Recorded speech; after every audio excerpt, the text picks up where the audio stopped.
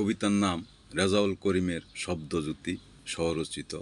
ভূমিকা: জামালপুরের মাটিতে জন্ম নিলেন কাব্যের আলো মোহাম্মদ রেজাউল করিম, শব্দের মিষ্টি ঝড় ঝালো।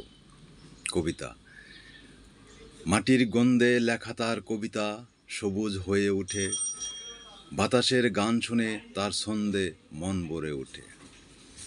শিশুদের হাসিতে খুঁজে তিনি জীবন সুর, প্রকৃতির স্পর্শে তার রচনায় বাজে হৃদয়পুর। প্রেম আশা দুঃখ সবই তার কলমে খেলা, পাখির ডানায় ভেসে যা কবিতায় মধুর গন্ধ। জামালপুরের আকাশে জেগে ওঠে তার কাব্যজ্যোতি, মনুষ্যত্বের আলোয় দীপ্ত হওয়া তার কবিরুতি। উপসংহার: রেজাউল করিমের শব্দে জাগে হৃদয়, জামালপুরের মাটি কাব্যের সাথে চিরন্তন সঙ্গীত।